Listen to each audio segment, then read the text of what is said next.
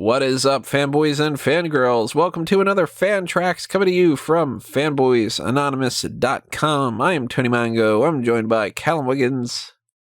Welcome to Fanboys Anonymous. And Robert DeFelice. I love gold! Well, we were deciding to do some spin-offs of the James Bond Review to a Kill franchise breakdown that we've been doing here. We did the From Recap with Love, and we were thinking, maybe we go into Never Say Never Again. And then we thought, how about No? And then we ended up switching it up and going with the Austin Powers series. We've watched the first one. We've watched the second one.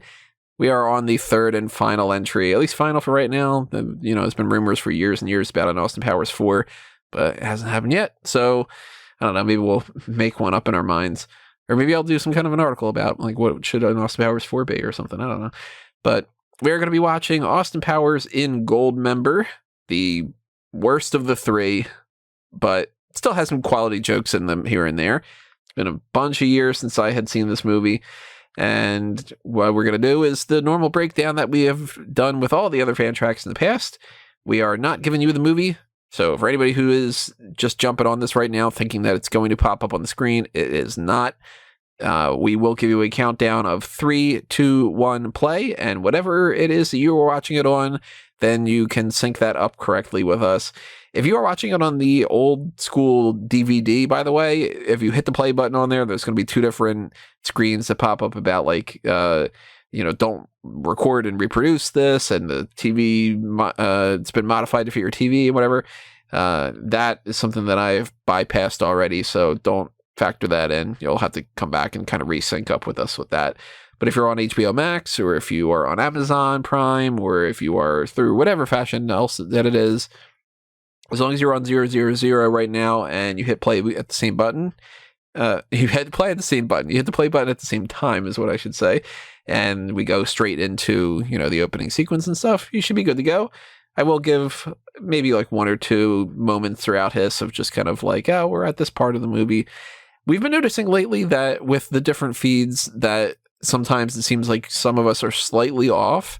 So, it's like a split second here and there. I don't know if that's a transcoding type of thing, or if it's somebody's stream runs a little bit faster, if the HBO Max thing just kind of is a split second off, and then that split second kind of adds up over time or something. But if you are in that fashion, there's really nothing that we can do about it at that point. It should be close enough at the very least. So as long as you know where we're roughly at, you should be good. And we're just going to watch the film, shoot the shit, laugh at the jokes, talk about whatever we talk about here. So drop a comment below. Tell us your thoughts while you're watching this along, and hit that like button, hit the share button if you want to pass it along to anybody to watch it along with you as well. Or, subscribe to the channel if you haven't done that already. All that good stuff. So with all that out of the way, we are going to get started here. So get yourselves all set up like we are, because we are going to do this. And then remember, it is a 3, 2, 1 play type of thing. And here's the countdown. 3, 2, 1, play.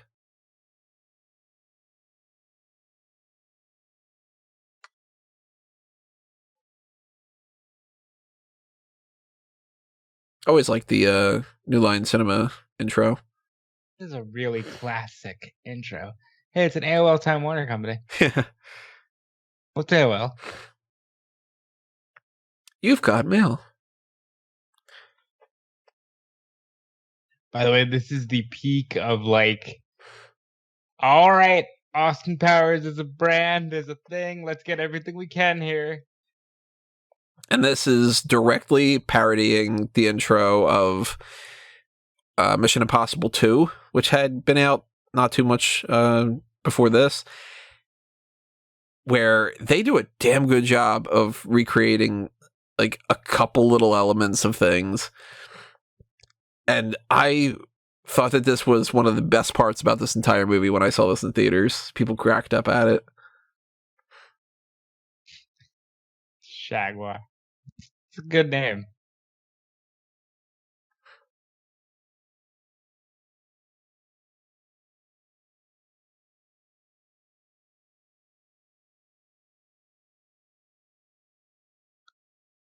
the first time that you guys saw this, do you remember if you had any kind of like direct reaction to why is this like much more serious and I was 9 and I actually saw this in theaters, so I was pretty much just waiting for the bits because I was 9 and didn't understand half the bits, but I thought it was funny.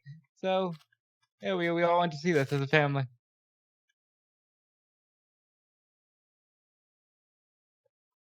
I mean, I can't recall. I can't recall watching it for the first time because it's been a long time. So I could tell you even that it was distracting that when I saw this in theaters, the they decided to put a trash can at the front of the movie theater, like in front of the screen. And the whole time that I'm watching the movie, I'm like, why is this trash can here? Like, I still remember that to this day. A great joke coming up here. And this is the best, I think, that Gwyneth Paltrow has ever looked. Arguably. Dixie Norman. it's quite an interesting one because they've never really given the main Powers girl a joke name. Oh, they had Felicity Shagwell. Yeah, I know, but it's not really like it's like it's just the surname that's the odd one there, whereas like it's the whole thing is this one.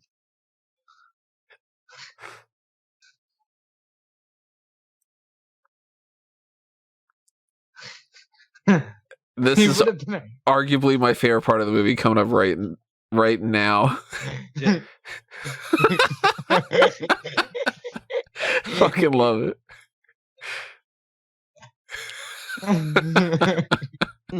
He's the only person you really could get to play that role in the series. It's so perfect. Infinitely better, but the hey asshole. That's so DeVito. They got Spielberg. Yeah.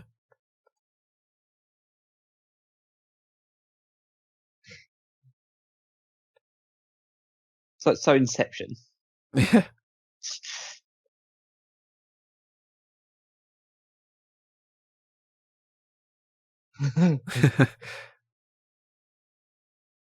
Very good.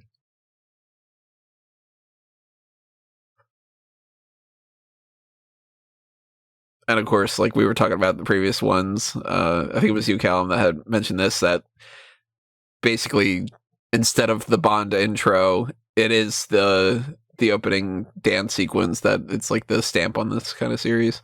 Yeah. This is their like hallmark. Essentially, you're watching. Well, I mean, you're watching Austin Powers movie because Austin Powers is in it, but it's like, but it wouldn't make sense if it doesn't have a dance number at the start of it. Yeah, like if they do an Austin Powers 4 and it doesn't incorporate something like this, it's gonna seem really strange. Yeah. Who knew that Spielberg was so athletic though? I will give them credit. Is that like I know we might rag on the movie in certain places here, but they really go all out for this intro. Yeah. I don't remember too much of the intro, to be honest. Well, I remember one significant part of it, which is like I forgot that this was in the mix. It's been, I mean, probably like 15 years since I've seen this movie. That's probably my favorite, like, running gag in the Powers movies. Ladies and gentlemen, Mr.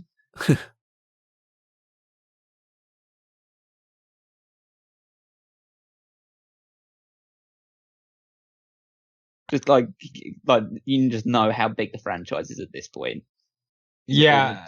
All the celebrity cameos they can get now.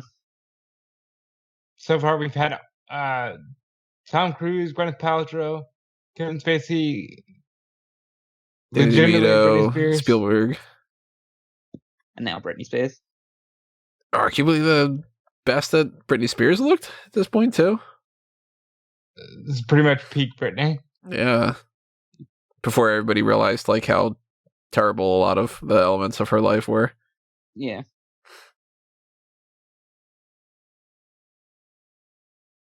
The funny thing is that like Austin Powers is in the music video for this song as well.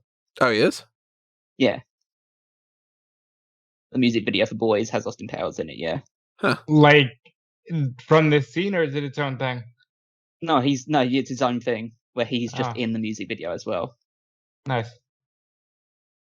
Because Britney's not a fembot in the music video.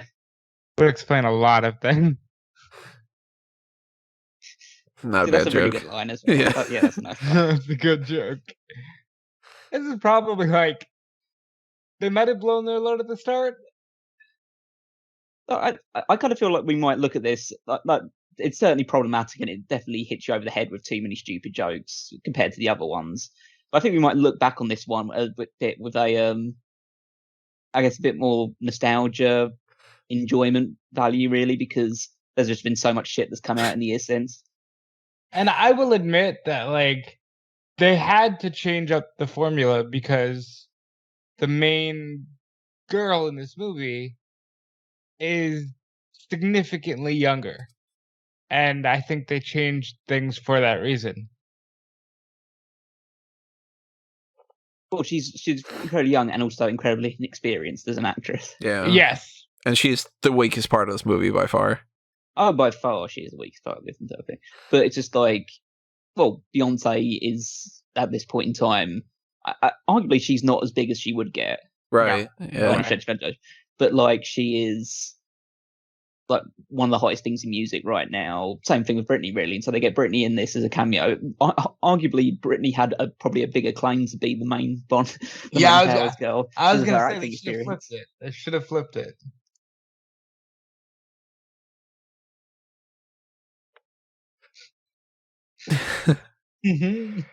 Here.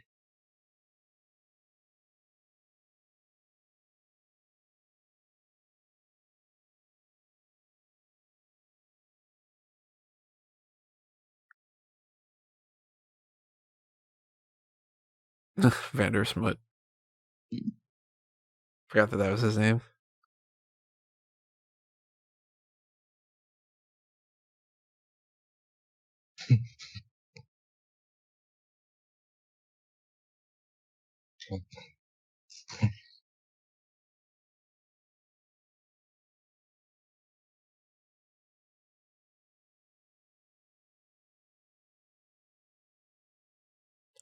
Mini Me is another part of this movie that goes past the funny meter to me on some parts. Well, I think as it all unfolds, the swerves and turns were a bit much. He jumps the shot. I don't say like jumps the shot too much, but like they make too much of the movie about him. Right. Yeah. Because like a character like Seth Green's Scott. It's the second time I called him Seth. He doesn't really ever reach a point where his character becomes like obnoxious. And number 2 never gets bad, and Frau never gets bad. Dr. Evil does. Mini-Me does. Particular jokes get a little bit too much, but I mean, I appreciate the idea of like why they decided to go with it about the rivalry between Scott and Mini-Me going a little further, and this like the changing dynamic.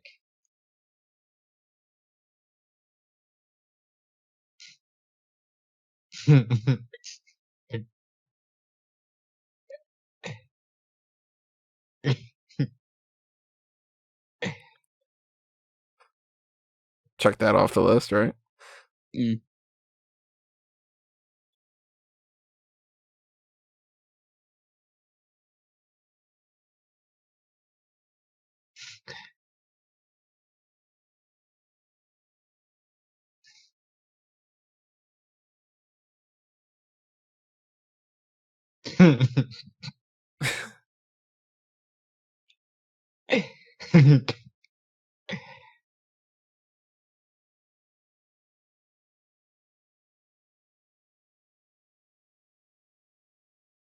Yeah.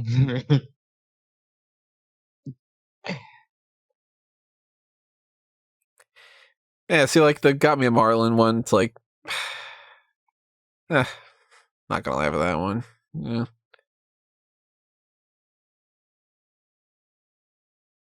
I think they were just trying to get as much out of this part as they could, really, because of the fact that realistically, Dr. Evil was pretty in and out of the movie early on.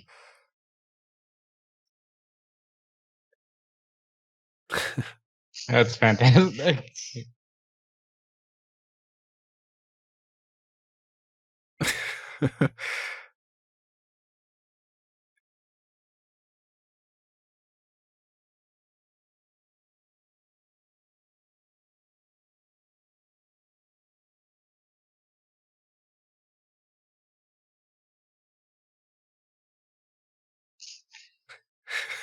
So stupid.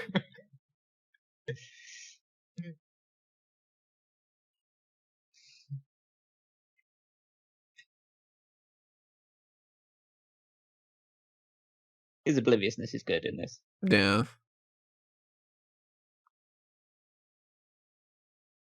I do like that they, at this point, they realize like time travel has been part of two different movies in different fashion. So why not still incorporate it into there instead of just like, well, they forget that they can do time travel now, you know? Oh yeah.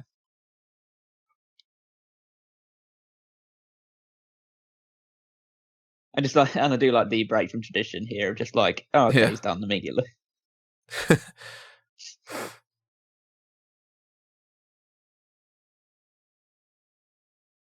The World Court. Why isn't that a... World Organization, WO.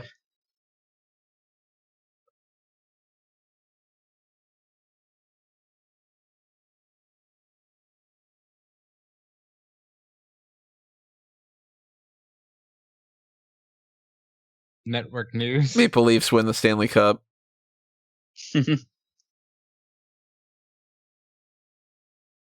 Michael Caine is such a good choice for all this as well. Oh, he's perfect. So good.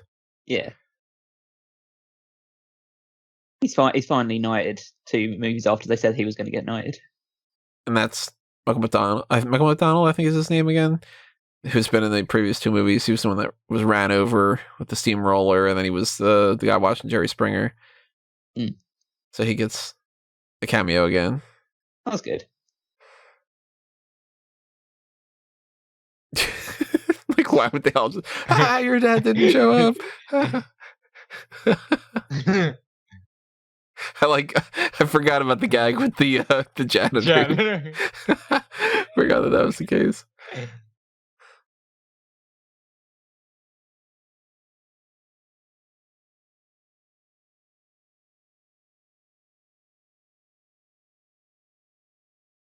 Actually a catchy song.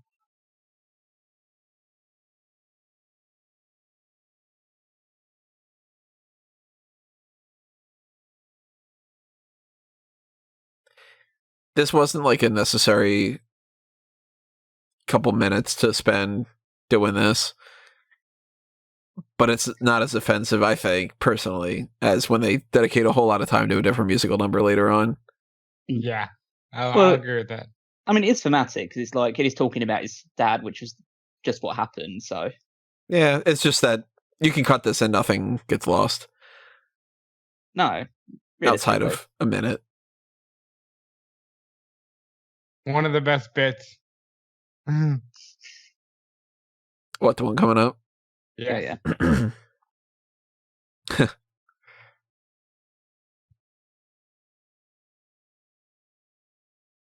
Very racist, though.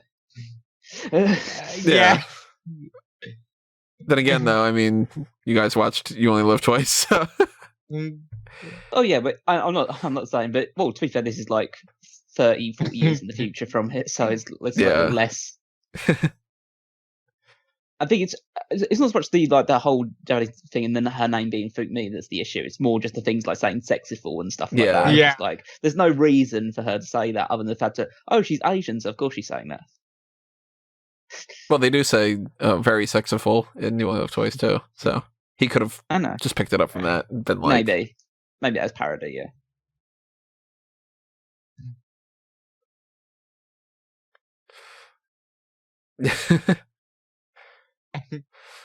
And they are not at all related. Well, yeah, they don't look like each other that much. Right. No. They're just two Asian women wearing this like similar wigs and outfits. Vince McMahon write this movie? Okay, the very gravy thing is like a little bit like okay, that's getting a bit on the nose. Did she say gravy? Yeah, very Yeah. gravy.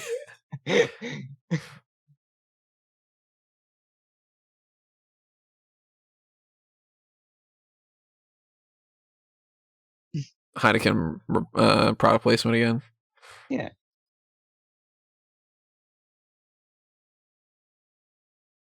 Very Daddy respect, so yeah. Catch Dr. Evil in the first act. Yeah. It's good life.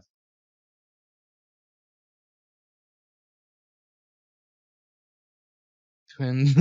Mhm.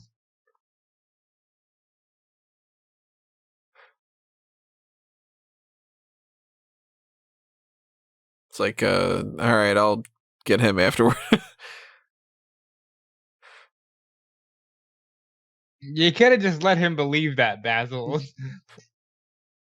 He's nothing but honest. That's all. Yeah, you got to be honest with him. HMS Shag at Sea.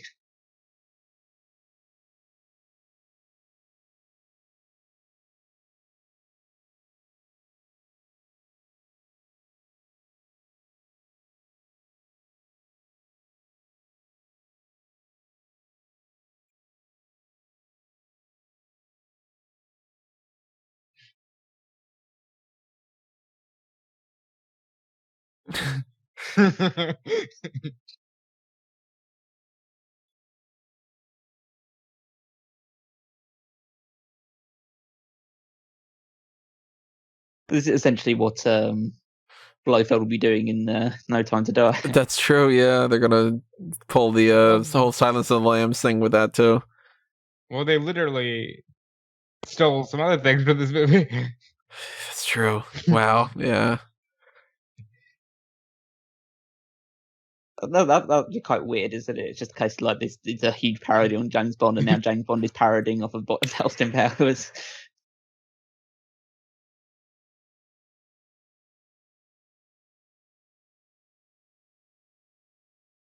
And it gives you a nice split screen right there.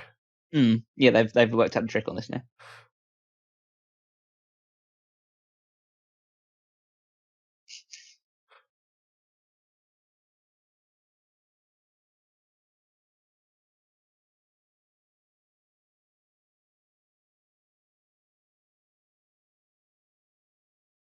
It's just strange. And Darren's great. I love that. Yeah, that's what the joke is. Obviously, it's funny. I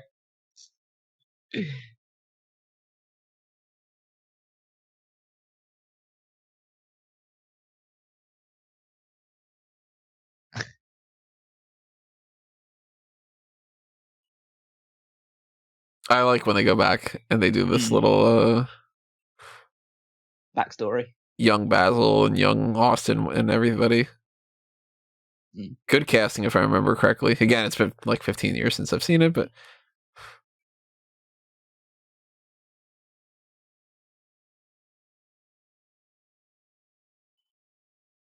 Yeah, that is fantastic. Very good casting.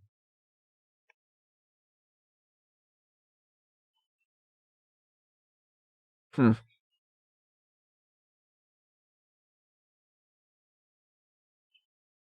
I've no idea who this kid is, but he does a really good job. yeah.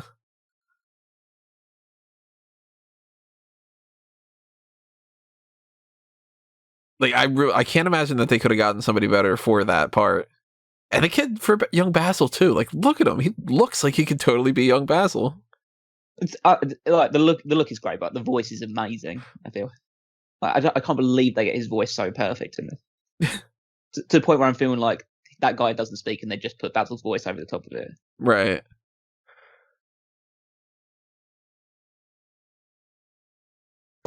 I like how number 2 just immediately understood his role. And then he's already wearing an eye patch.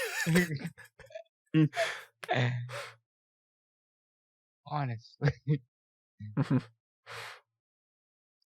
God, Mr. Bigglesworth has a great lifespan. Yeah.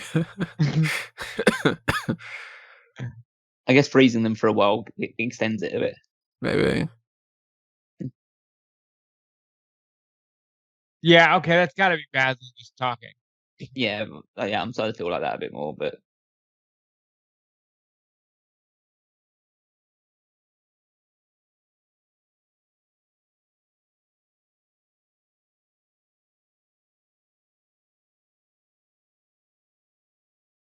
I mean, the kid that plays Austin's so good with this. yeah, they could have done like a spin-off, Mm-hmm. like young Austin. He gets like,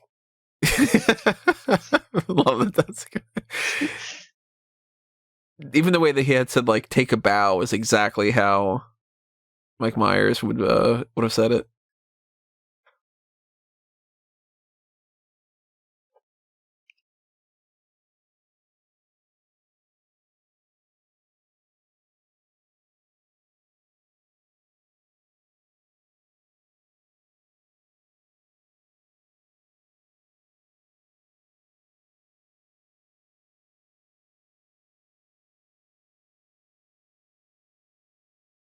So if we're crossing off The Spy Who Loved Me and Goldfinger, if you had to pick one of the movies that they would name the next one based off of, what would you rather them do?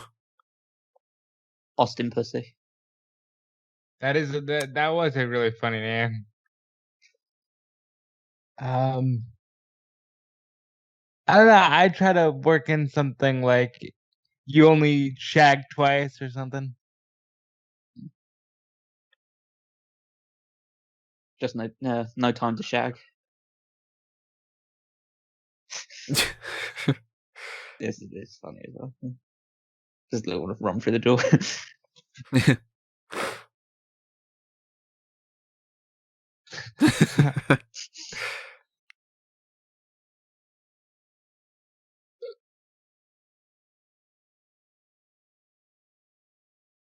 Now I think you only shag twice could have been a good sequel title, but at this point, I don't think they can do it for the fourth one. Thunderballs. Like maybe they could do something with Diamonds Are Forever, because it is number 4, so forever, that kind of thing. Like shagging is forever or something. Swinging is forever. On Her Majesty's shagging service.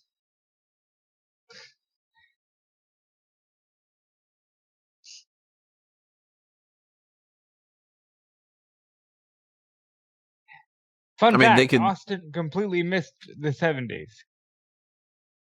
Austin was never in the 70s when the 70s were actually a thing. Like full stop 70s. Oh yeah, because he got he got frozen in 69, I believe. Yeah. Mm-hmm.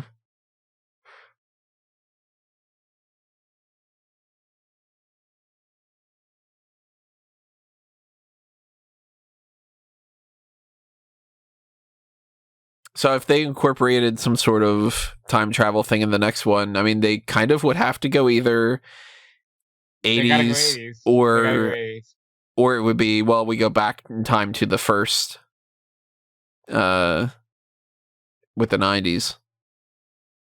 You know what's really offensive? That they didn't just get the rest of the members of Destiny's Child for this scene. Wasn't she out of a Destiny's Child by this point? No, she wasn't. At this point, she'd already done she started like some singles stuff, but singles like if it's wrestling, started doing some solo stuff. Because I always consider like the start of Beyonce's singles career as like Crazy in Love was kind of like is like the one that immediately springs to mind. It's like, okay, Beyonce's now Beyonce. She's not just Beyonce of Destiny's Child.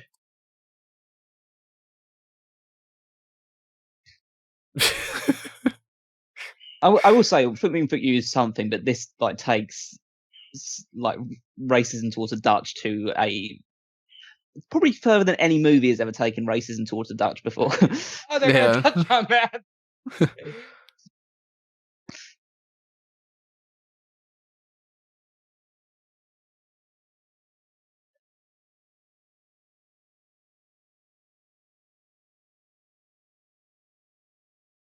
I love the fact that I appreciate the fact that he like learned how to roller skate for this as well.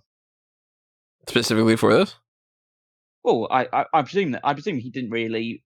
Myers doesn't strike me as a guy that like just casually roller skates. So I assume he probably learned how to do it for this one.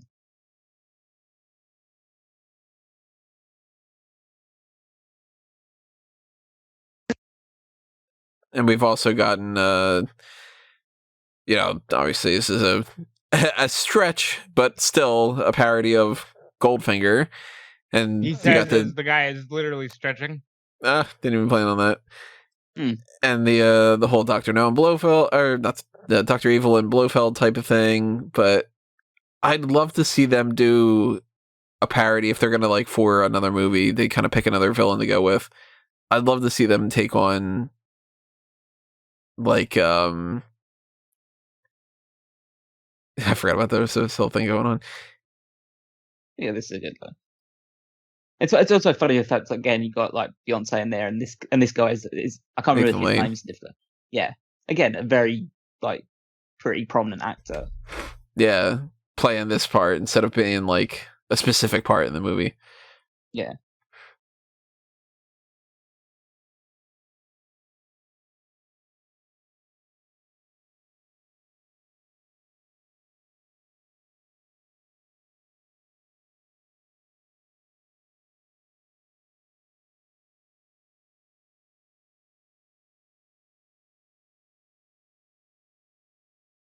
Anyway, Okay, so I was saying, I'd like them to do their take on the Man with the Golden Gun, Francisco Scaramanga. I think he'd be a good villain for them to kind of base the next one off of.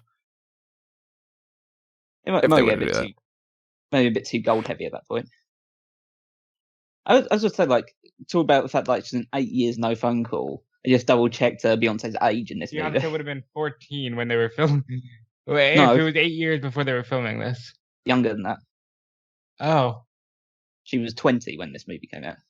When it came out, I thought she was 20 when they were filming, and she was 21 by the time it came out. It was around about that. I mean, it's 2003, so like she would have been around about 20. Yeah, probably about 21 when the movie came out. Well, so yeah, maybe yeah. She got frozen. 8 years no phone call. It's like no, you were.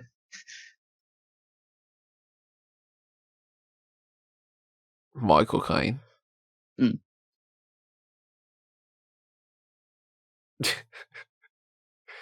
He's perfect. He's just like he would be the person that would have been if Austin Powers had been started in the 1970s or 80s. It would be Michael Caine playing Austin Powers.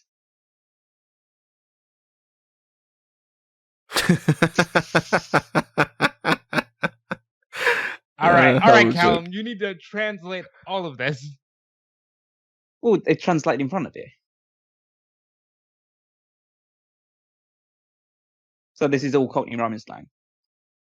And so this is real. Like these are real slang things that English people would say. Not well.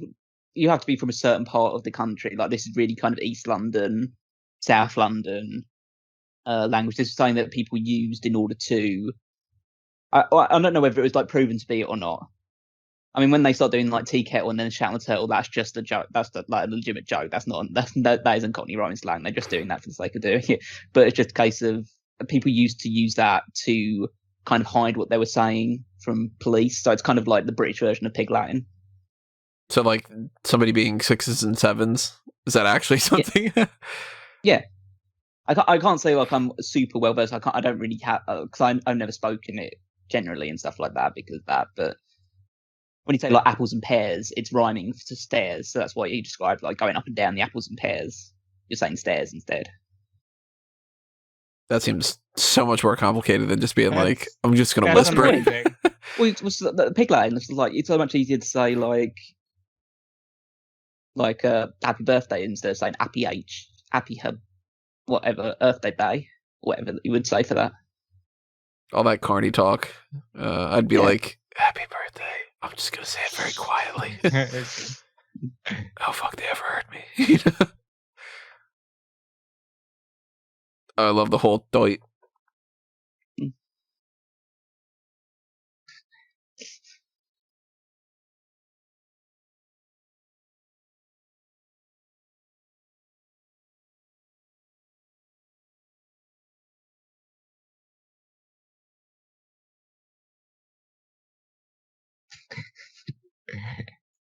What would you guys pick? Smoking a And pancake. the bong, probably. Yeah. Ah. I mean, I'm not gonna smoke any of the things, but if I ate the food itself, I'd pick the waffle right now.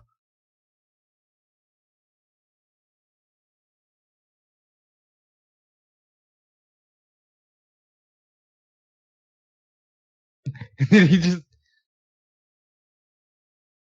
This is a brilliant line as well. and the Dutch. It's so good. Such a brilliant line.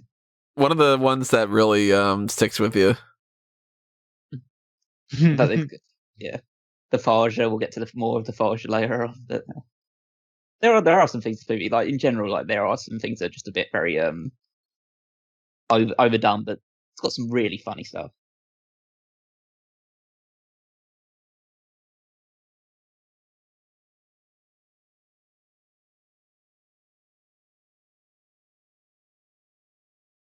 I don't like that I saw 2016 as the numbers were scrolling down and thought, oh, even that's 5 years ago from right now. But man, if we could go back to 2016.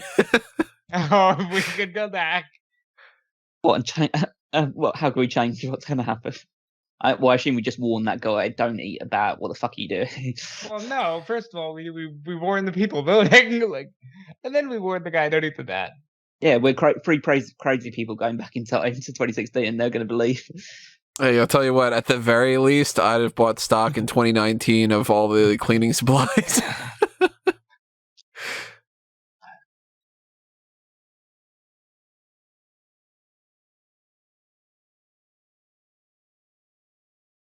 Here's pretty much, this is my least favorite section of the movie.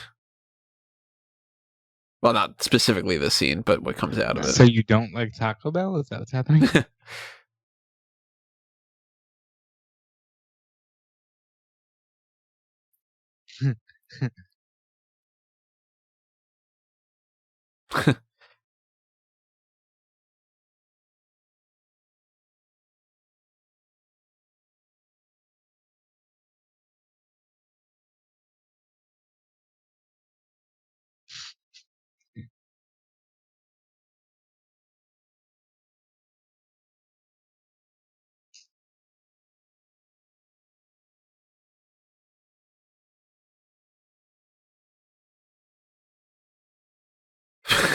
That is a Waffles and cute Brussels sprouts.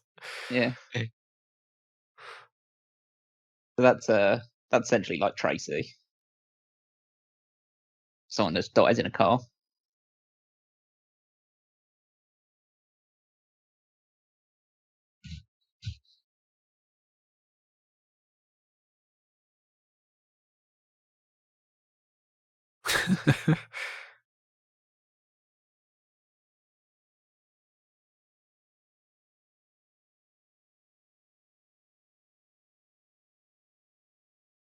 Not a conjugal visit that I'd want to be guarding. No, it probably would convince you to retire. I thought at this point she had fallen in love with the unibrow. Well, to be fair, this is just for this is purely practical. Because he gets a key out of it, doesn't he? So it's like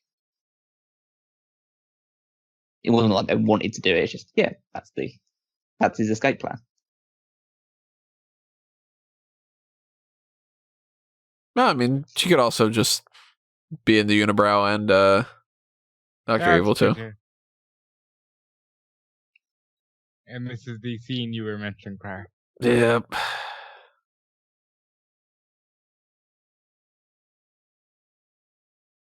Is Tiny Lister in this?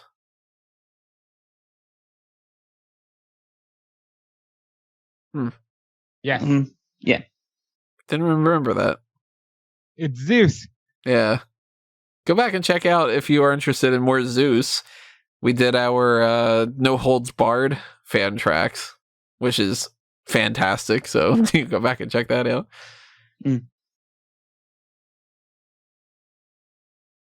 Yeah, this whole sequence here, from the very first time I saw this, I was just like, okay, we're wasting time. I never like these types of things. It doesn't matter if it's Family Guy, it doesn't matter if it's whatever.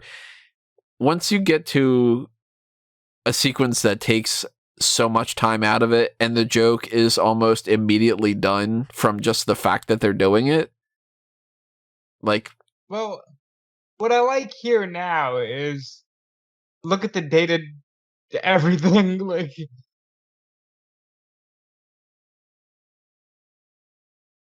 I mean, to be fair, it's just a giant parody on like rap music and stuff like that in general. yeah, but it's like none of the jokes are good. a gold moto. That's kind of funny.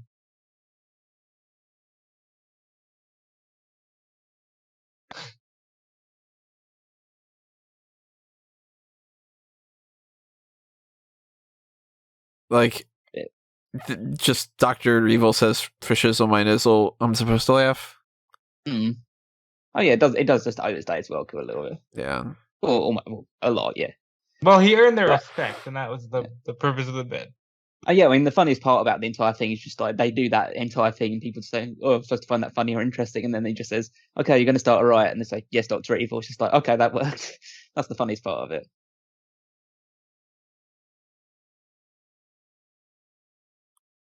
Oh, hey, What's they're better, back the on rear the- projection here or in some of the Bond movies? It's less Probably forgivable here. Yeah, it's less forgivable here. So The Earth says hello.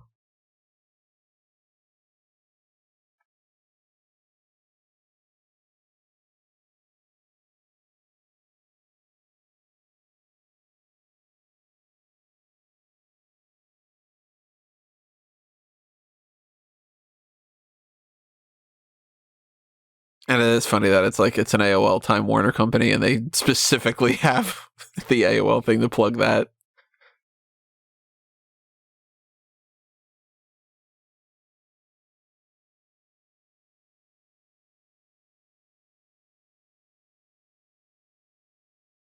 I didn't realize there was a Mac until now. Yeah, neither did I.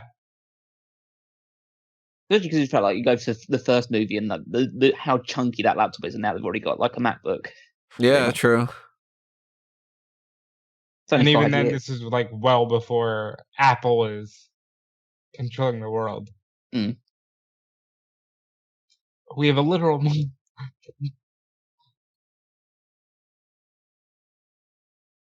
And the mole's definitely gotten bigger.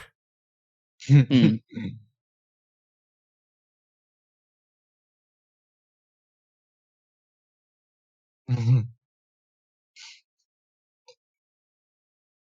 I'm a fan of Fred Savage. If you gotta pick Fred Savage or Ben Savage. Ben Savage all day.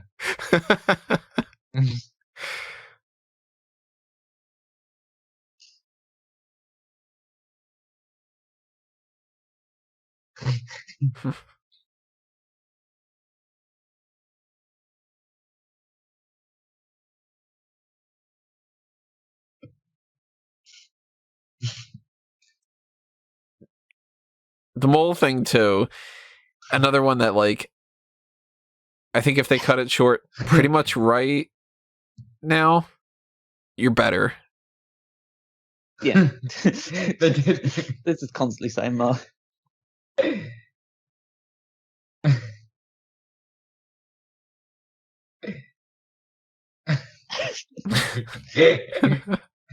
Shut up, Q.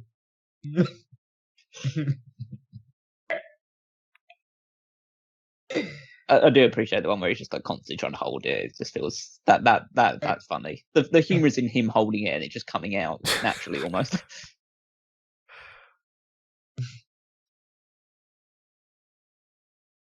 See, this is like again. This is Thunderball vibes because now we're underwater. A little bit of Thunderball, a little bit of Moonraker. It wouldn't be Windbreaker, would it? It'd be Spy Love Me underwater, wouldn't it? I mean, just like the general, like the base type of ideas. Yeah, I guess so.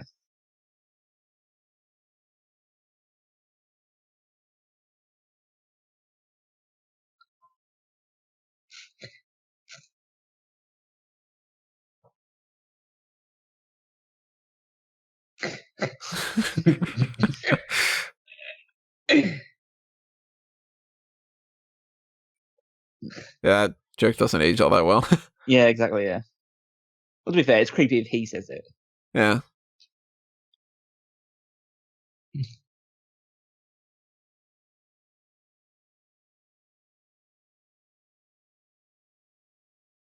Yeah. But Odd choice. self-cannibalizing It's himself. like, let's make the guy, he's got a gold dick. He's Dutch. He's a roller skating guy who repeats like the artists of different songs and also eats the skin. Like they just kind of had a whole list of things going on in this one. Really didn't like the Dutch road. You know? Yeah.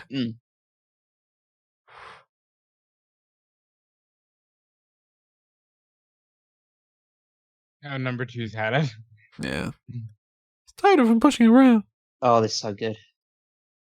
So, again, it's just slapstick. I just love it.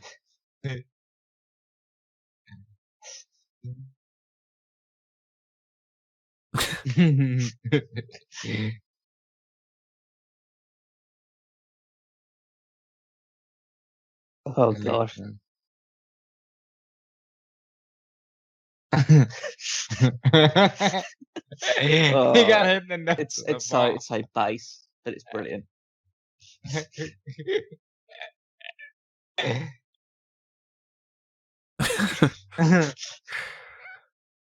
I love this joke. 1, 2, and 3. That's a great joke. 1, 2, and 3.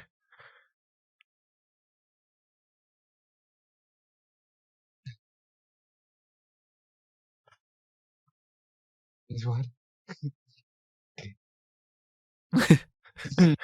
What did he say, Pasha?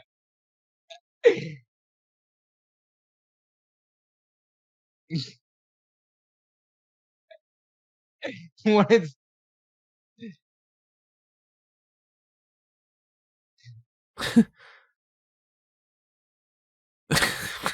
Isn't that weird? Like, yes.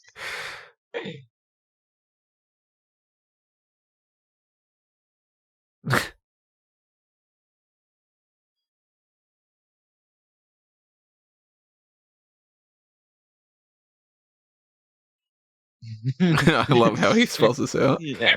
It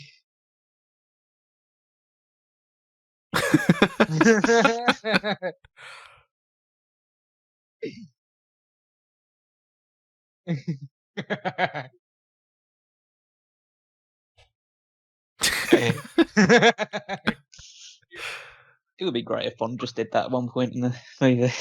I mean, he does in Spectre. He just tells the one guy, sit. Yeah.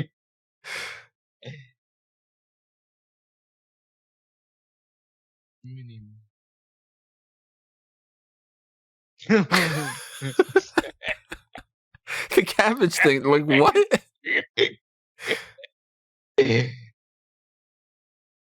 One of my favorite lines coming up. This is the build up to it.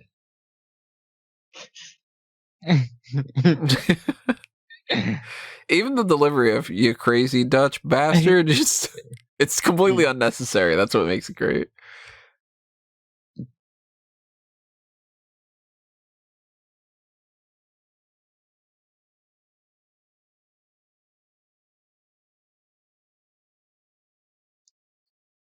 playing mind games with him there.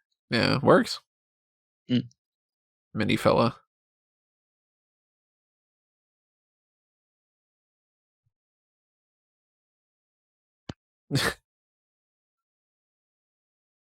You call it a giggle stick? Yeah, giggle stick. Master of ceremonies. General 2 colonels. I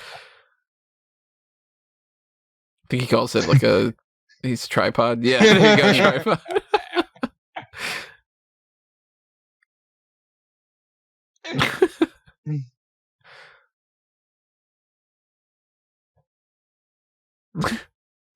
Yeah. This is very good.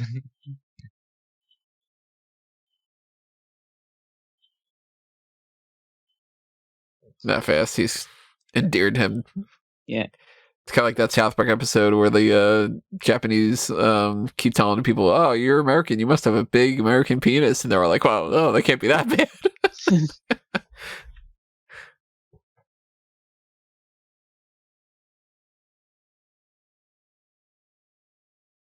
I do appreciate his Basil's reaction to whatever Foxxy says is pretty good because he's just like He's super just serious. so- Whatever he's going.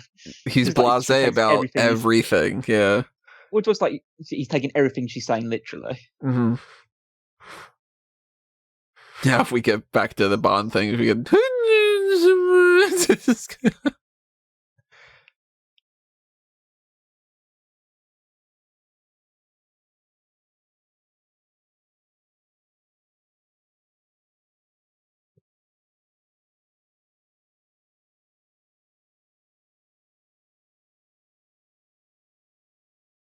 The old dick and twist.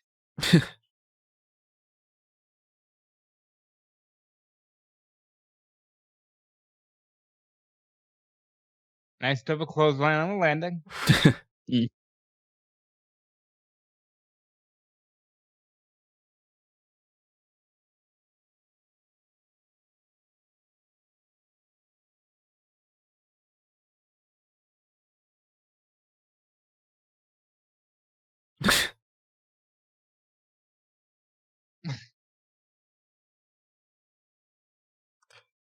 Okay. So this song, for anybody who wants to have their mind like blown,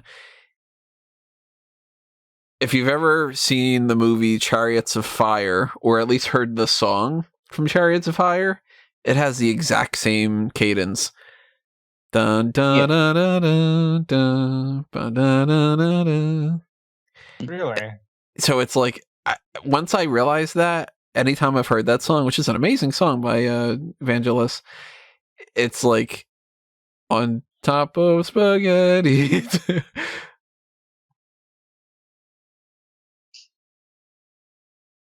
Oh god.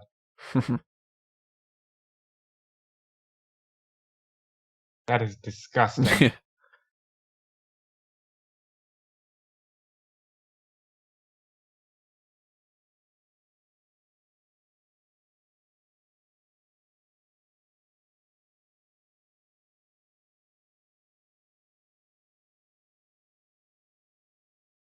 The whole like Don't like cars.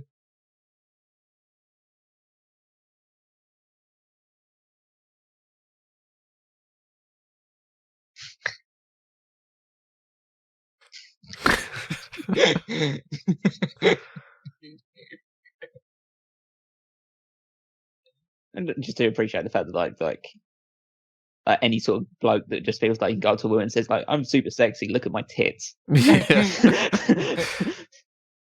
After saying, "Here's my underwear, I've shit in it."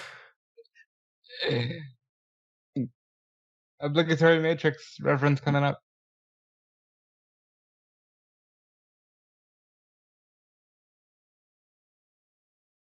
A little bit of Live and Let Die right there. Yeah. Well, that's like-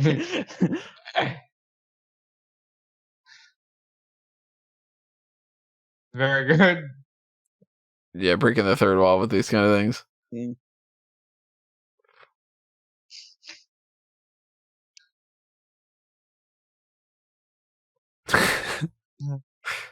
I like that they go over the top with it, like way past the point where even like the stupidest people in the audience would realize what the joke is going on here, you know? But they play with it well. Like she shoots down the wire. Right.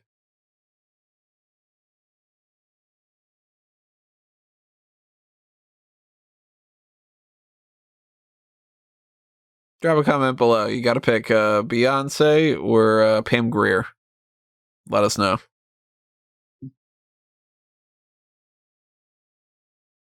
I think I'd almost always go Beyonce. I'd go Yeah, pretty Beyonce much. too. I would assume most people would, especially because the older generation is not going to be leaving a comment on this, but Also, she is she's the like- old, she's, you know. she's a gajillionaire or something. You definitely always go with the money. Well, I'm just Yeah, saying. Like, That's one I- consistency with Callum with any of these like marry, fuck, kill type things or something. It's always who's got more money. that's always Well, the married one, isn't it? Of course it is. the man is smart. I mean, like, I mean, there's always the perspective of the fact that, well, especially if you're doing the things based on a marry, fuck, kill scenario, it's just a case of like, yeah, this marriage isn't going to work out. So it's like, I mean, to get some sort of alimony out of it.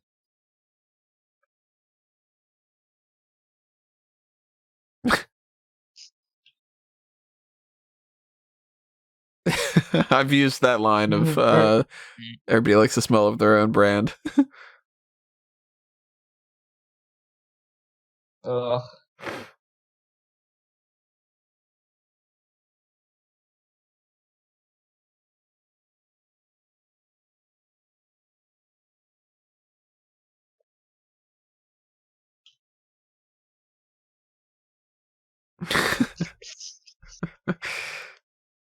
As in that plus crap.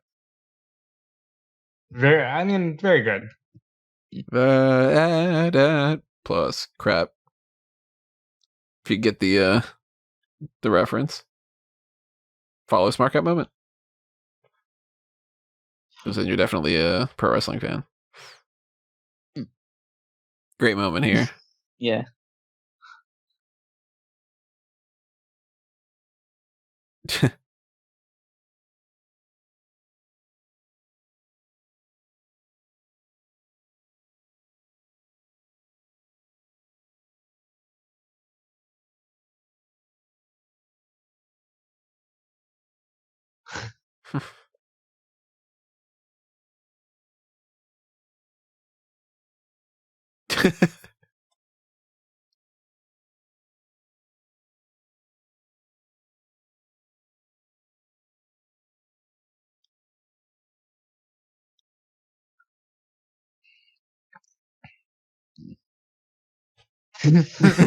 Like he's like narrating the whole movie as he Right. goes along.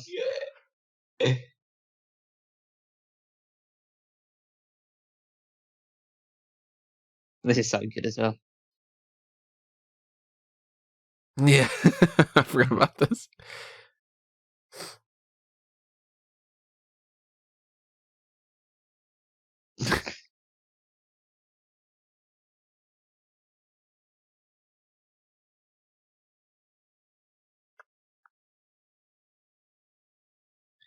See, they randomly like make it seem like, I don't like Mini Me. What the fuck?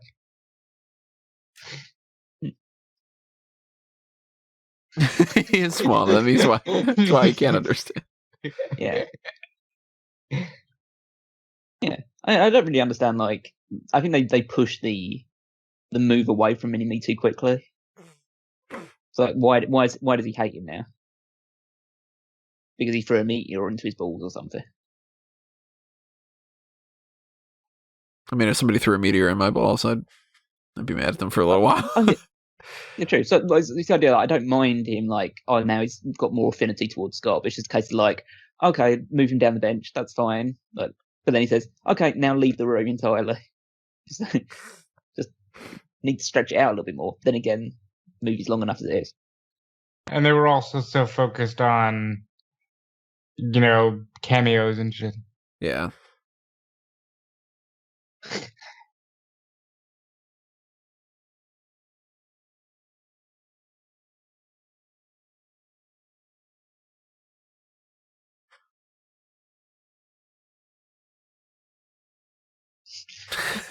just the movement from the laughing into that.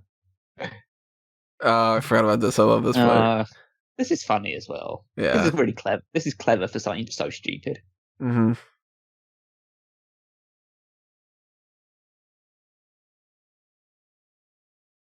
I just love the fact that, like, well, that'd be brilliant in real life if people could only understand what foreign people were saying because the subtitles underneath their names. Yeah.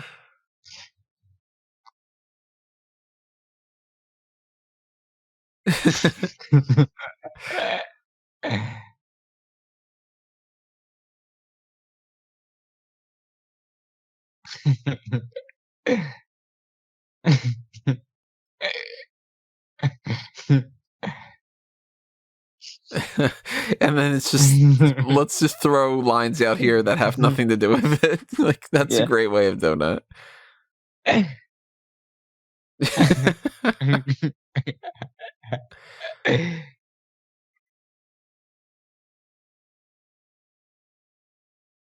I love the winking at the camera constantly. Yeah, this one is feeling like it's almost feeling like a parody of the parody. At this point, It kind of is.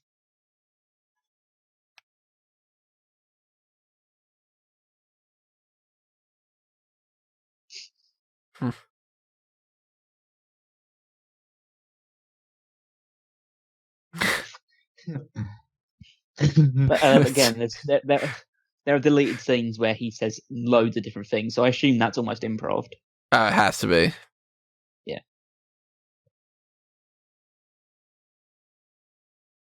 Because that's a perfect line that you would have done multiple takes for and just see what he can spit out at that moment. Mm. Yeah. And of course, we go back to the pee joke. Yeah, I mean, yeah, this is super crass, but you know. I mean, like, go back to the first movie. Oh yeah, of course, yeah.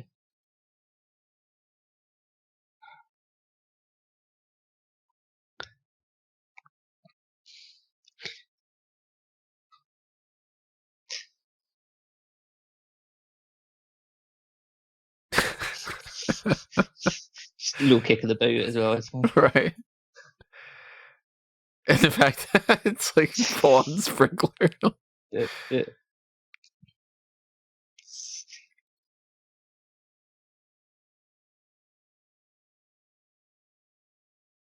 I didn't know Awkwafina had a cameo in this movie.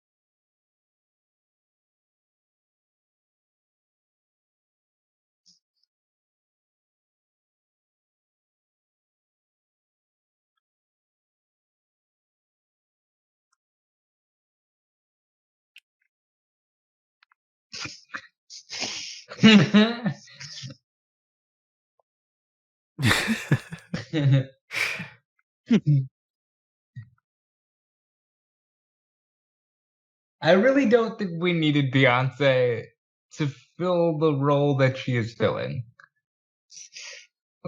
I see where they're going with it, though. That's the thing. Like, I do too, but it's like it seems so unnecessary. Well, yeah, it's part of the issue is just the fact that because she's not a very experienced actress, I think they limit a lot of her time, but that makes her seem like she's just almost unnecessary in places. Yeah, and then just the whole like, okay, we're just gonna have you come on the screen and go Shazam, and it's like, okay. I mean, she's not as bad as I remember her being because, honestly, like some of her like facial acting is really good. Oh, she's playing a caricature of the way that a lot of these like blaxploitation types of leads were. Like I mentioned, Pam Grier. Like they have some of that down because they would use those types of things. It would be, you know, you're under arrest, sugar, like that kind of thing.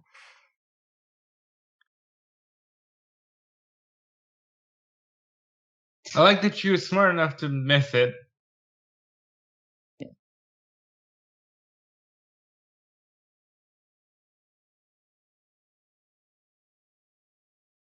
He got away.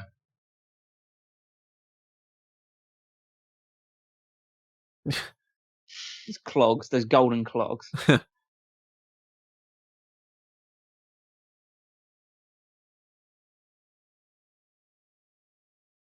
He did the thing. The Bond, James Bond.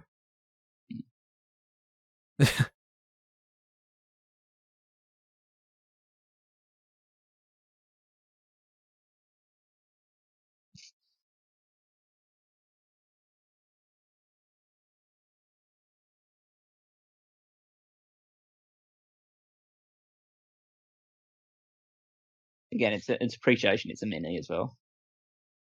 Yeah. That's obviously both over to like obviously a classic British car, but also to the Italian job as well. It's the Great Shag. Charlie Brown. I mean, it perfectly sets up the size joke. So. Oh yeah, absolutely. Multiple levels working on that one.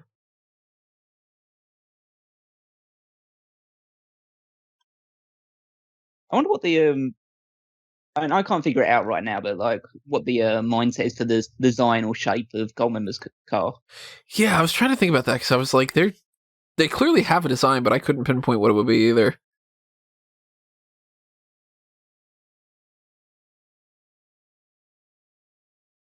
That's so silly.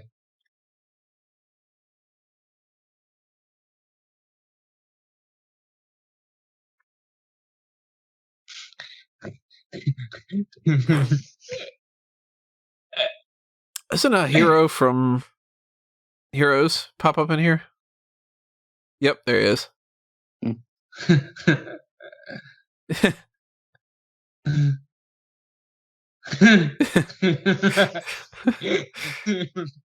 the Charmander and Pikachu. Yeah. It's basically saying like, oh, it's the oh, hey, Britney's back. The former Yokozuna is having a match here.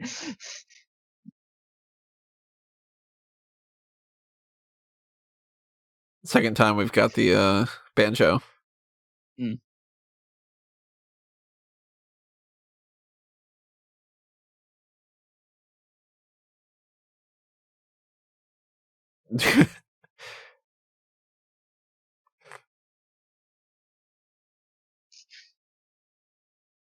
Such a mad line to say out of context.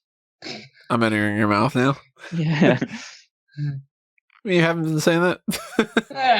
That's just the open wide rubber ducky part too. Like Pile of monkey nuts part.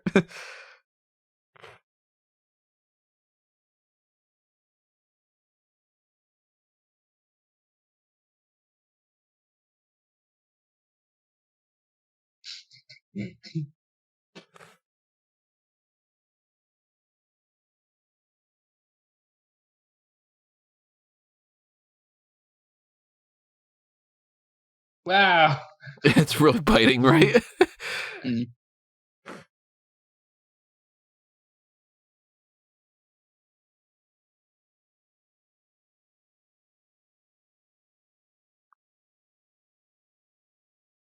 A little Nelly.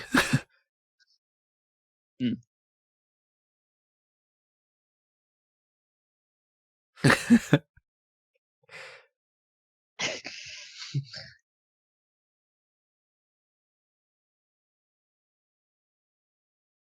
Or a fascia. Mhm.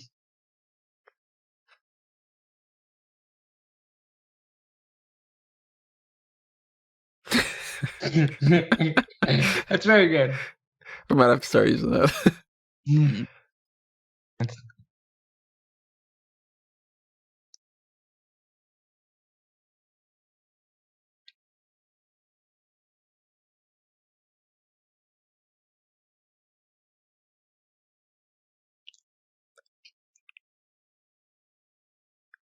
But it would have been great if Foxxy just went, fine! Right.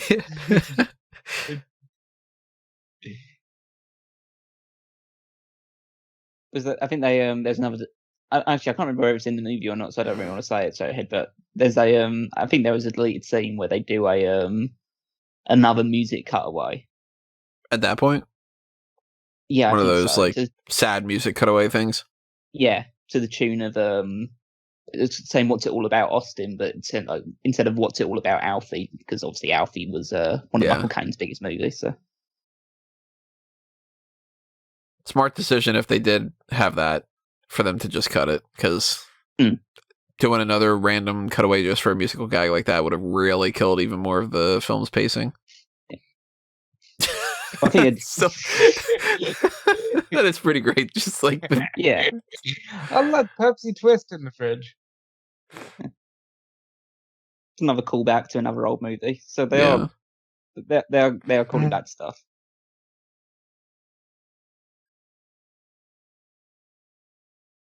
That's good. He's makes a little. Yeah. See, like, they go overboard with Mini-Me in some parts, but, like, there's nothing wrong about having this scene whatsoever. No. It's a good reference to the other thing. They get to have another fight sequence. Like, there's It's nothing like wrong the with that. Family Guy chicken fight at this point, isn't it? Yeah. Oh yeah, we totally fine if. Well, obviously we couldn't do it now if it was Austin Powers 4 because of Verne Troyer, obviously. But It's candlestick. just hit him on the back of the head. Yeah. Oh,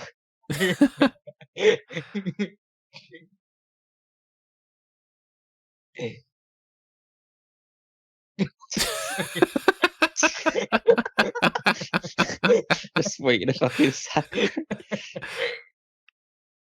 Pretty sure that Austin's obviously learned from his previous fight with Mini-Me. Now he's the one that's got the upper hand of the entire thing. Yeah. And the mole's back.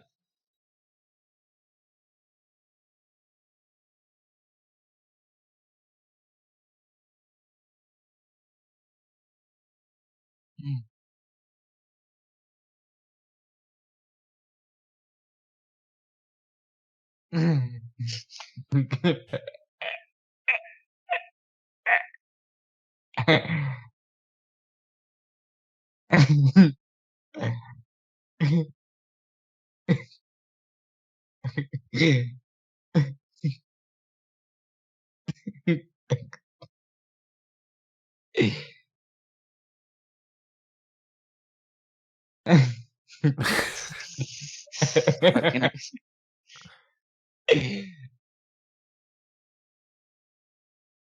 Does he have to dress up like Austin though? He's got to be a name anyway. Yeah.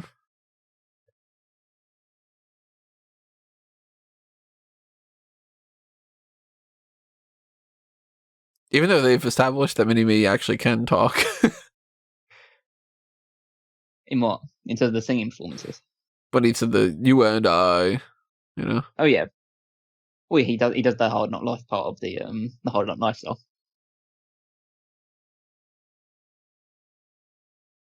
Maybe he can only sing. Maybe. Would you like one?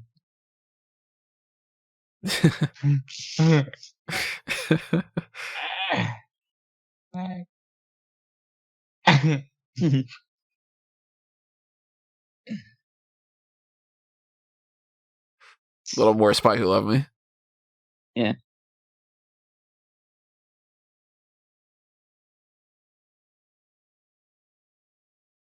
Honestly, I would have found it quite funny if they went into it. As I said, oh, it's also a submarine, and they were both, and like we started, like they had a little cutaway to it underwater, and it was just filling up with water. So, Yeah, that we got the wrong car. Yeah. Yeah, that was the other. That was the other minute.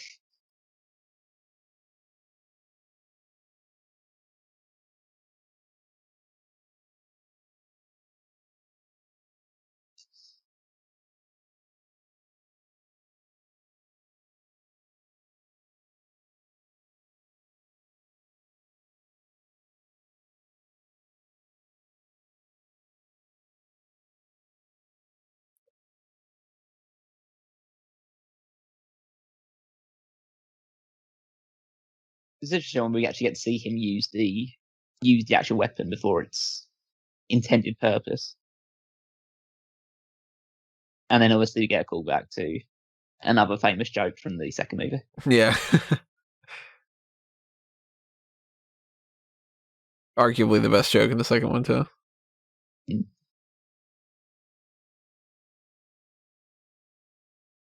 I didn't know you had a cameo in this movie.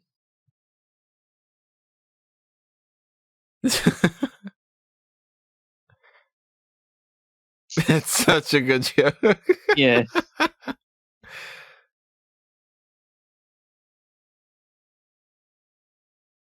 This one doesn't age, though. Well, the Osbournes was like a big thing at that point. Yeah, but that dates it like crazy. Yeah. And the rapping performance didn't. The whole movie, it's like a period piece, but it's a lot of fun that way.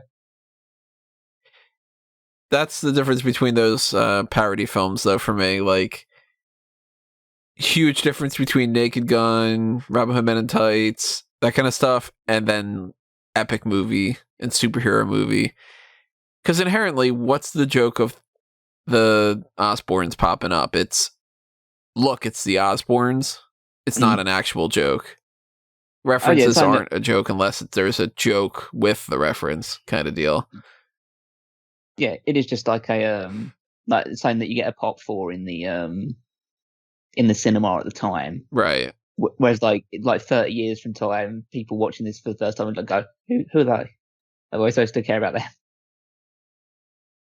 Like the Tom Cruise thing at the beginning of it is great. That's the same water bottle that they used the previous time.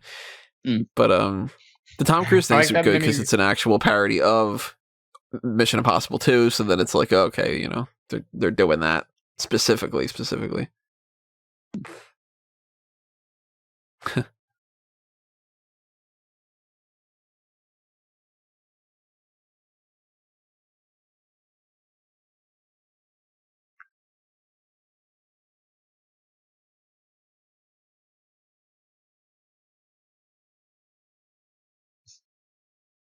Why not just shave it all off?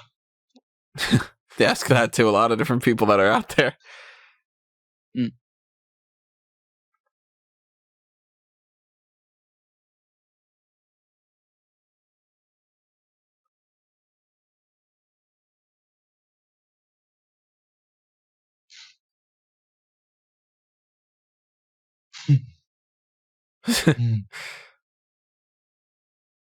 He had to have been having fun doing this. But no, number 2 is so over all of this. Yeah. Oh yeah, I'm glad they cut again. I must have watched like so many of these deleted scenes over the years and stuff like that, but they cut another really like a deleted scene which would have taken it way past the point of what it is right now, which is where the sharks start eating it. They do the you know the bit in Family Guy where they all eat some like chowder or something, and then they all start vomiting at once. Yeah, they essentially do that. Basically, everybody in the entire hall just starts throwing up because of how vicious the killing is. But yeah, that was it was a bit too. It went way too far, that one. One of us has to stand on one of the other one's shoulders.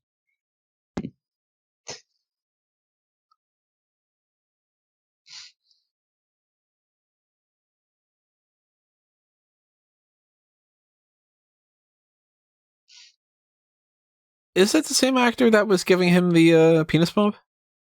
Yes. In the first movie? Huh. Yeah. I thought I recognized him. I just didn't remember what exactly from. I don't remember him being in the second movie. No, he wasn't. He probably was, if that was the case.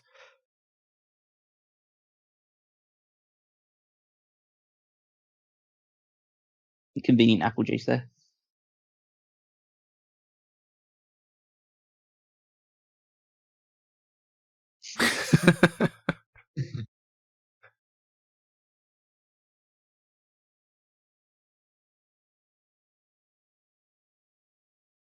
Of course, that's.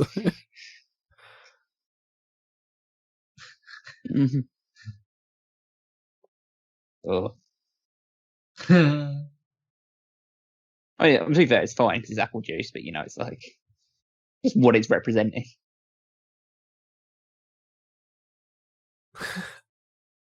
I wonder how they did this little bit.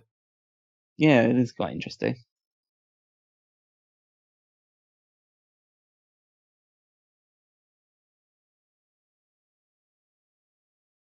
Again, now we're go back to that. Yeah. Yeah.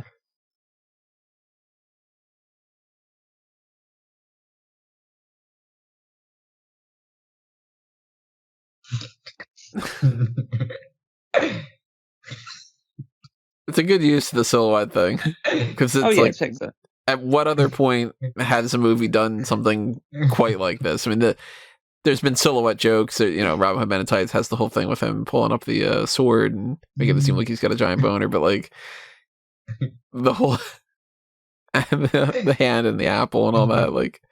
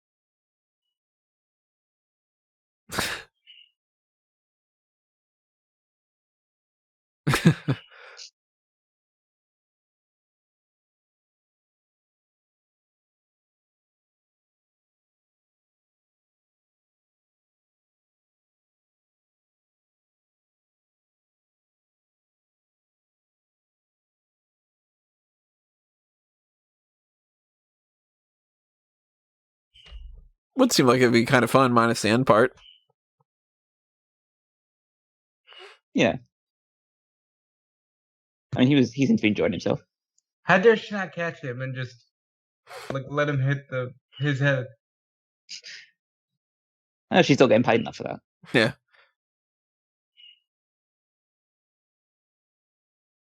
She's Foxxy Cleopatra, not Foxxy Cleopatra.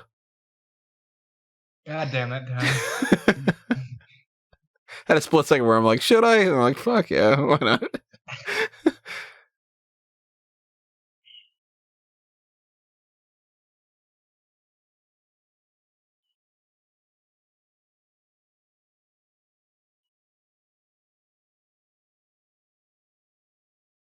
Pretty sure that is in The Spy Who Loved Me.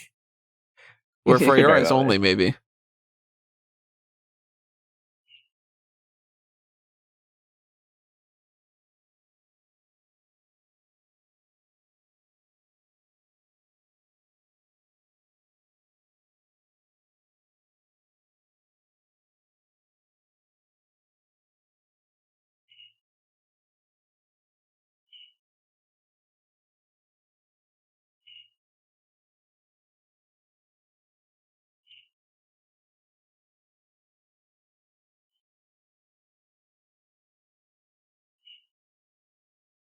There's always a split moment of like, oh, is he actually evil? He's the big villain the whole time, that kind of thing.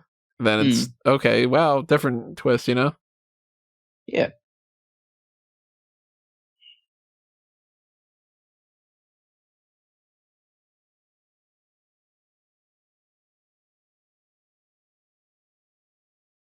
I don't know what movie this is, but this is actual footage from some old Michael Caine film. That baby's very cute.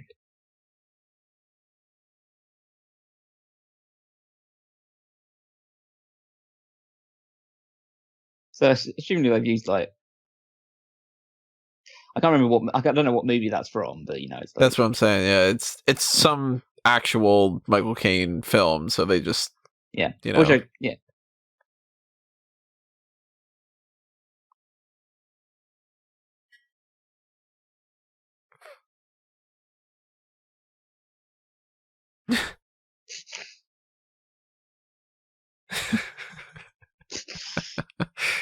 At least he's consistent. Yeah.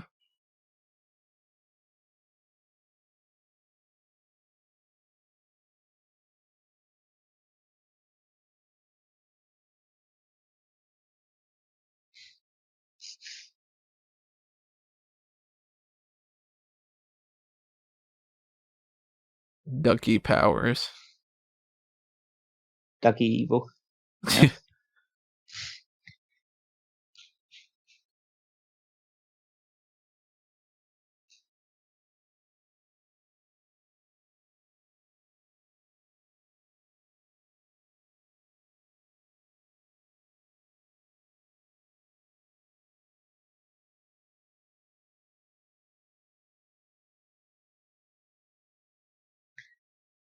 Now, are they twins?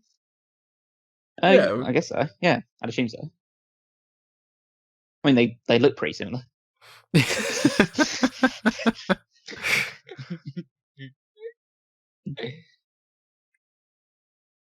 Oh yeah, I remember really liking this running gag.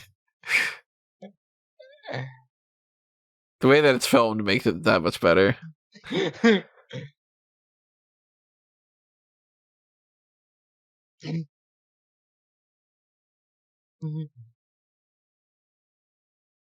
I just appreciate the fact that how many times they had to film this because like having to switch Mike Myers with someone else. Over and over, yeah. Yeah.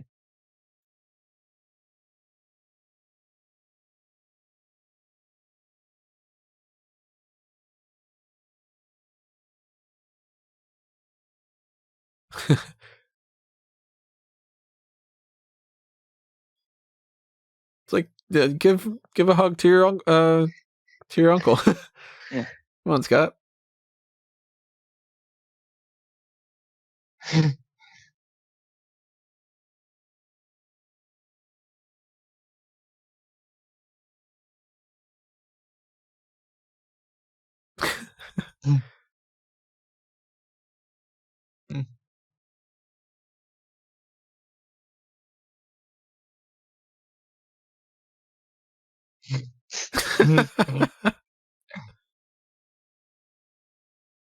Mhm.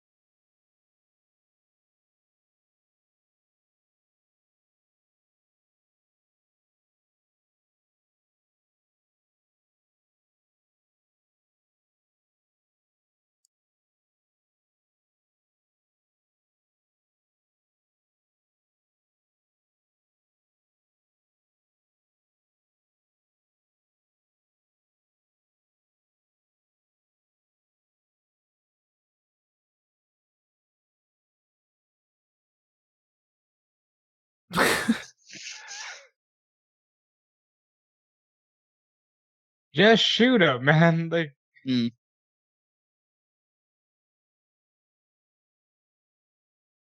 Shoesting. It doesn't even have a yeah. It doesn't even have a Yeah.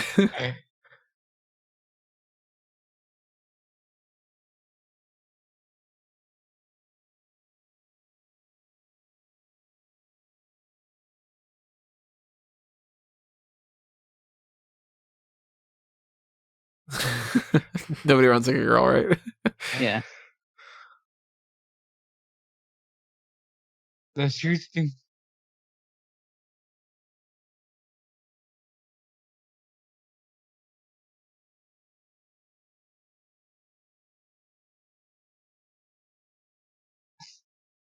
Diddy. Yeah. Hello.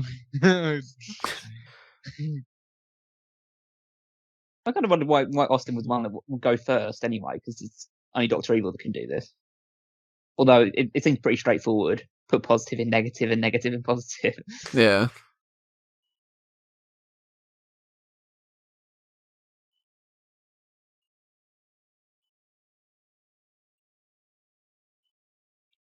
Why does he just keep saying father?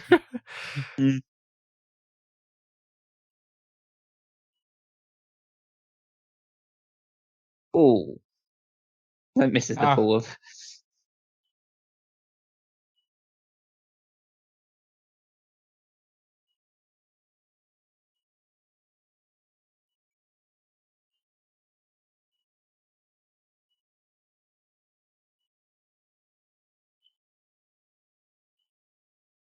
Yeah.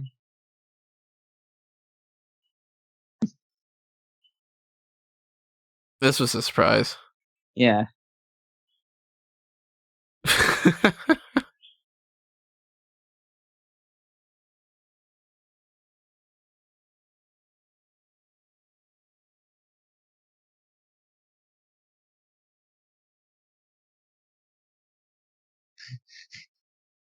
Curious, like, what other people, like, who else they could have potentially had in the mix for some of these things.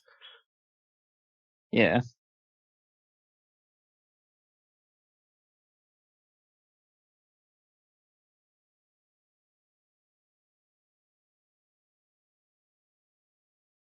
And it's kind of it's kind of a limited pool. 'Cause you kind of look at those names and just feel like, yeah, that's pretty good casting for characters that have already been cast in another movie.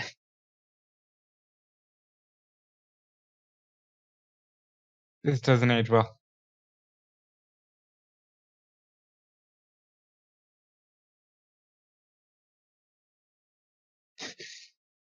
What else do you do, like Jared?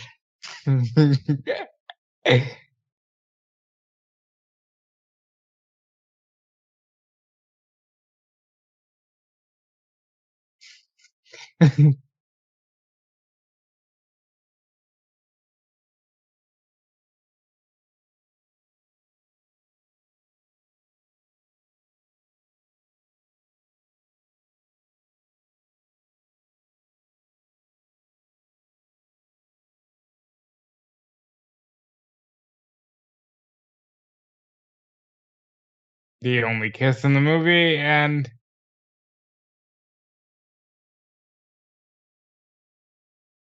It is pretty awkward. It's like a daughter kissing her dad. almost. Yeah. yeah, like they really toned all that down. Yeah, it's really awkward. There it is.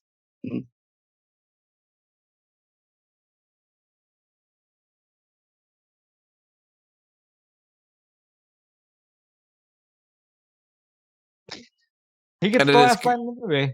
It is good that they had given him like a black outfit too, just to kind of separate him a little bit. Oh, we still got some extra Some credits. deleted scenes, Okay. yeah. Well, it wasn't bad. It was not as bad as I recall. Not a bad movie. It's It's just not as good as yeah, the it's other just that it's got some moments that jump the shark, like we were talking about. Yeah, it's like it's not like the most amazing movie of all time. It's definitely the worst of the three of them. I feel like, but it's still funny. Michael Yeah. Caine is brilliant. Like that's Yeah. great casting. Beyonce's like fine. It's just that it's kind of like she just is just kind of there. So you could have gotten any person to really play that role.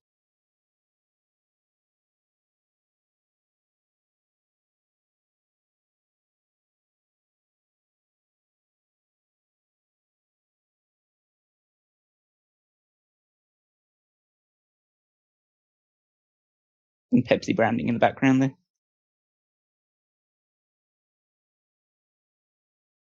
Like they really don't need to do a fourth movie. No, they don't. They've reached a point where like the way that this ends and everything, it's like, all right, you checked everything off the list that you really needed, outside of the idea that if they wanted to have Austin end up with somebody, because then no way in hell does Foxxy make the most sense, you know? No, I'd Nah, have to move on past that. I think this stands fine as a one-off, but he could have just ended up with Felicity.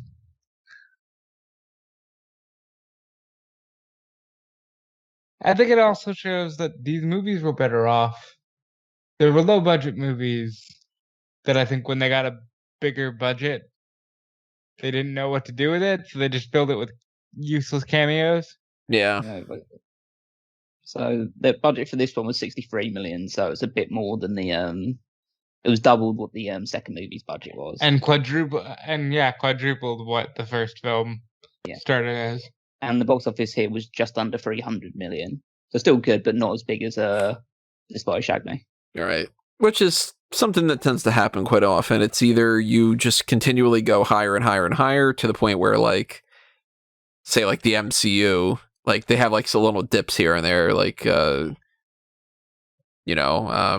Thor doesn't make as much money as Iron Man. Iron Man wasn't super duper successful at the time compared to the way that some of the other things are, but like it's like Avengers and when you or get something. like when you get like past the Avengers, where it obviously builds up to the Avengers, but like Ant-Man 2 does not make as much as Guardians 2, for instance, because it's just not as big of a thing. But like a lot of movies, the second one has the most amount of buzz because the first one's typically the best. So people go to see the second one because of the strength of the first one. The second one usually falls short. By the time you get around to number 3, people are like, I'm sick of it. I've already seen it twice. So nothing too shocking with that. Yeah, and the only thing that's shocking about it would be the case that the cast in this one is quite strong, so you'd assume that maybe more people be just interested by the strength of that. So we've mentioned about a fourth here and there. If you had to pick, what would your like story elements be? Like, I would tend to think, of course, the fourth movie should deal with Austin's got a kid now, and Scott, of course, is like the main villain. You incorporate another villain in there, kind of like how I said, like maybe you do like the man with the golden gun or something. I would love them to do like a Jaws parody. What would you name him? I'd probably switch it up and make it less Gums. about like the teeth, but something else. I don't really know. I'd have to probably workshop that. I'd call him Gums, and the joke is he doesn't have any teeth. Yeah, there you go. That's perfect. Yeah, I think Callum's right here. And he just gums everything, and then it's like, well, that's not really all that useful, you know? Like, yeah. Yeah, or yeah, maybe it's just the case that like he can. There must be he has some sort of like power. Maybe he can drown people in saliva or something. Which would be gross, but it does fit the Austin Powers motif. I always wanted to see a movie where like Scott was the main villain, but of course it's been 20 years. So I don't know if I would be as into that now, because you'd have to kind of fill in the blanks for the last 20 years and all that. Well, I think if you're going to do something on those lines, I would honestly go down the route of start a new franchise with somebody who is either Austin Powers' son or Austin Powers' like nephew or something like that. Obviously not Scott, but you know, around about those lines. It would probably have to be he's got a son, and they do some kind of time travel thing to go back to when like the son was born, kind of a deal. Like, you know, oh, it turns out that like you fill in the blanks kind of thing. Like, yeah, like, oh, it turns out that Felicity had a kid from the other Austin, and that's the kid that's like, you know, that kind of thing. And yeah, well, I think whatever it is, it has to be something that, like, if there is going to be a fourth one, it should stop that one and maybe be, if it's good, form the base of a new franchise. I'll tell you one thing that I wouldn't personally do, but almost guarantee this film's like pretty much wrapped up, but we're still going to keep the topic going. I would almost guarantee what they would do. At least it would be pitched. You know, baseline, it would be pitched. They would go, why doesn't Austin have a kid? But let's make it a girl, so that way there could be a complete, like, wouldn't it be interesting, a female Austin Powers kind of a thing? And I almost assuredly they would go that direction, because then they would do like some stunt casting who would be, you know, Austin Powers' daughter, and what would we call her, and she could be the main female lead of the movie. Obviously she's not a love interest for Austin, because that's, you know, fucking gross, but like, you know, it'd be like, and then she can have a love interest in there, and you know, they would definitely go in that direction. And I have no idea who would be able to be that type of person. I don't know who would be like comedic enough in this time space right now to be able to pull that off. You know, what I would do is how number 2 was always like in control of Starbucks and stuff like that. I think you could have it say that Scott was so pissed off about Austin and everything Austin did that he kind of created everything you see now with like the super woke culture as like, I have to make Austin Powers irrelevant, and the only way to do that is to make everything Austin Powers stands for evil. So I win. Huh. I like that. You can play around with a lot of that stuff. And then, since Austin Powers, or not Austin Powers, since Mike Myers did say there was a skeleton of a fourth written from Dr. Evil's perspective, you could make him the lead, with Austin kind of like, no, this world isn't for me. I'll leave this to you, and then only have Austin in select parts. They'd still have to make Austin Powers the main lead. Yeah, but you can make it like all right, since They Dr. split the Evil difference a thinks- lot more. Yeah, Yeah. yeah, because it's like mostly Dr. Evil's issue since Scott is his kid. And I don't really see how it'd be split in difference anyway. It's still like Austin Powers, especially by the third movie, is an Austin Powers and Dr. Evil movie. yeah. But there's literally there probably is a combined about 5 minutes of screen time when neither of them is on the screen. But you'd have to check off, you know, they would do some kind of cameo with Fat Bastard. They would do some kind of cameo with pretty much every character that they could. They couldn't do Mini-Me, of course, unfortunately. But pretty much everybody else, they would incorporate. I would assume that they would. It would be really odd if, like, I don't know, like Mindy Sterling was like, yeah, I'm not coming back for a minute. Because it's like, they not even 1 minute scene of Frau, like that kind of deal. They would probably do that. They wouldn't bring back like the mole. They wouldn't bring back Beyonce's character, you know, that kind of deal. But And it's hard now because like Mini-Me's gone. yeah, And how do you like he became such a part of the franchise. So I think it's better left in the past. Honestly, I do. left in the But past. I would totally be open to the idea of a fourth one just because I love this franchise. I got a feeling if they were to do a fourth one, unless they could really, really knock it out of the park, most of the people would probably be like, we didn't need that. Now that kind of tarnishes it. So the last time anything was done with the Austin Powers IP was applied for a trademark in 2017, officially registered in 2019 by New Line Cinema for computer software, specifically like slot machines and stuff like that. So this IP is probably better left, you know, right where it is. Like it's a period piece for sure. And you can go, hey, remember the 90s when everything was like super over the top and sexual for no real reason?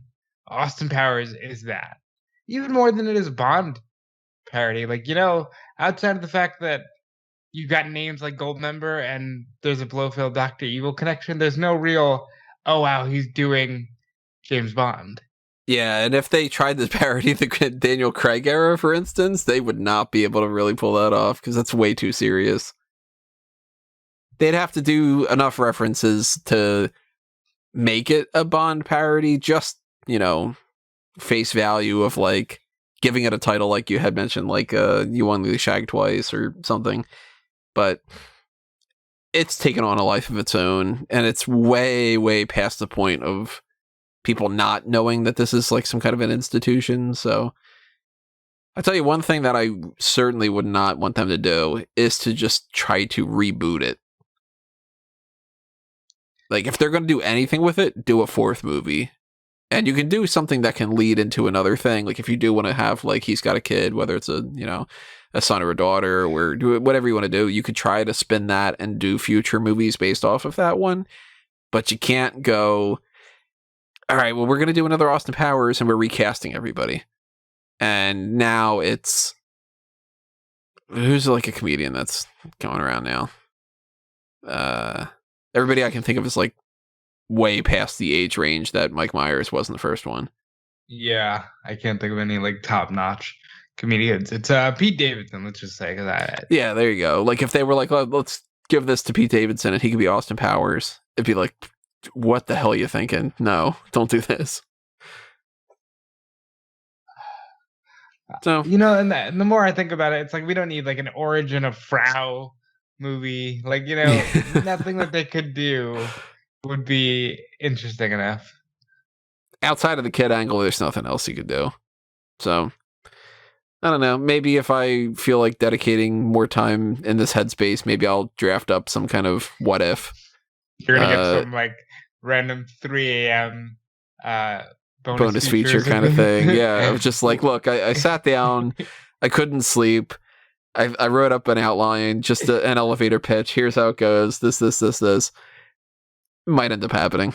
I've got elevator pitches for sequels to other movies and everything. I had a pitch of a Shawshank Redemption sequel even at one point. I've since deleted it, but yeah, it's something to keep in mind a little bit for. And I don't know when this is airing. We were recording this on September 3rd. This is airing, I think beginning of October. The first weekend in October or something like that. Might be.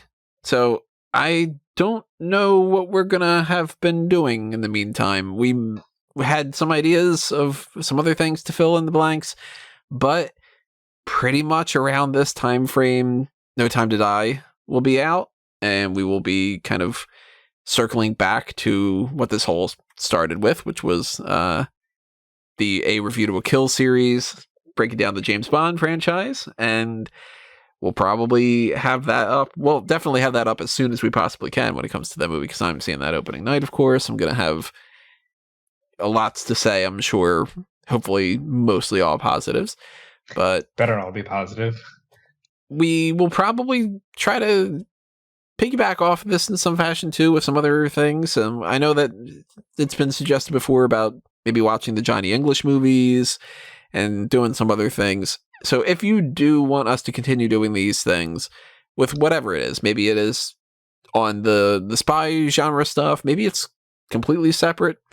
But if you want more fan tracks, if you want more movie reviews, more of a breakdown like that, if you want us to try to target another series too, we could always try to do that for other things, you know, be like, it's 25 Bond movies. That took a long time to knock those out, but maybe you're like, I really want to hear these guys go on about, what's another franchise? Lord of the Rings or something. Or I would think Star Wars would potentially be one of the best ones for that. Star Wars is probably one of the ones that we're going to end up doing. And then, you know, whatever it might be, if we don't have any plans to do it, you can make sure that we have the plans to do it, because there is the Pick Your Poison tier on the Patreon and on the members only side of YouTube. So hit the join button, take advantage of that. The bonus features, as we mentioned before, that is another tier. It's a cheaper tier, but that's extra stuff that you can get access to. There's the TeePublic and Redbubble if you want to help support us on the monetary side of things by buying some kind of merchandise. That's where you'll find it. And if you don't got the spare change to toss something with the little thanks button or anything else like that, just liking this video helps out a lot. Dropping with your comments below, subscribing to the channel, sharing this on, you know, Reddit or a message board or anything. But the more support that you guys give to us, the more that we can dedicate time to doing these things, and then the more content that we can give you, and the better content too, because then we can upgrade things and do more stuff. And if you are following Fanboys Anonymous, that's awesome. If you're following Smart Out Moment, that's awesome as well. That's the pro wrestling stuff, completely unrelated to everything we were talking about today here, outside of a brief moment of sumo wrestling, but that doesn't really count. And you can follow me specifically at Tony Mango, and you can follow these guys on their social medias. Check out what they've got going on as well. Yeah, I am at DeFelice on every social media platform.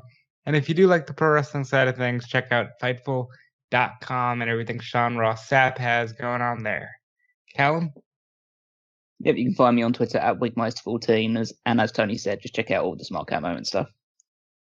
Alrighty, everybody, that is it for this run.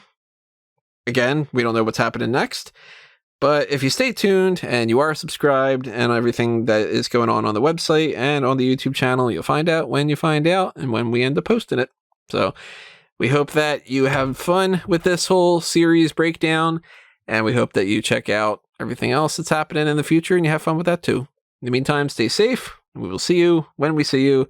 But for now, it's time for us to geek out.